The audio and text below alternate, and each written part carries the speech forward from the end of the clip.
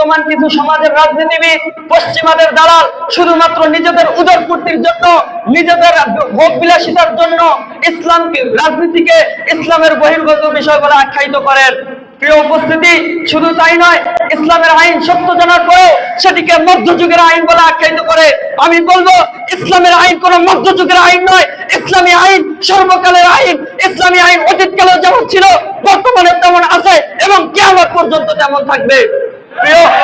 প্রিয় উপস্থিতি, ইসলামী রাজনীতি আমাকে বলে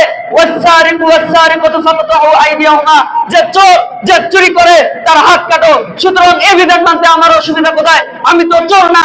সুতরাং এই বিধান শোনার পরে যদি আপনার শরীরে অ্যালার্জি হয়, তাহলে বুঝতে হবে আপনি একজন চোর। প্রিয় উপস্থিতি, ইসলামী রাজনীতি আমাকে শিক্ষা দেয় তোমরা আমানতকে তার হকদারের নিকট পৌঁছাও। সুতরাং জনকল্যাণের জন্য, দেশের উন্নয়নের জন্য যে বাজেট আপনার নিকট এসে থাকে তা যথাযথ ব্যয় করা, এটা আপনার আমানত। প্রিয় উপস্থিতি, বর্তমান রাজনীতি হয়েছে নিজের বেলায় 8 আনা, অন্যের বেলায় 16 আনা। নিজের অধীনস্থ লোকের ক্ষেত্রে মাত্র 8 ঘন্টায় গ্রেফতার হয়, অথচ অন্যের ক্ষেত্রে বছর পার হয়ে যায়, তবুও 1 মাস আর পূর্ণ হয় না।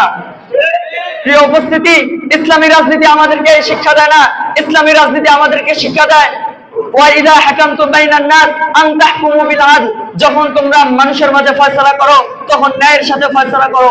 আল্লাহ তাআলা বলেন, যখন তোমরা ওয়াদা করো, তখন তোমরা তা পূর্ণ করো, কেননা তোমাদের ওয়াদা সম্পর্কে তোমাদেরকে জিজ্ঞেস করা হবে। প্রিয় উপস্থিতি, শুধু তাই নয়, ইসলামী রাজনীতি আমাকে নিজের শত্রুর সাথে ইনসাফ কায়েম করার আদেশ দেন। আল্লাহ তাআলা বলেন, ওয়ালা ইয়াজরিমান্নাকুম শানাআনু কওমিন আলা আল্লা তা'দিলু ইয়াদিলু হুয়া আকরাবু লিত্তাকওয়া। কোন সম্প্রদায়ের প্রতি বিদ্বেষ তোমাদেরকে যেন ন্যায় বিচার বর্জন করতে প্ররোচিত না করে।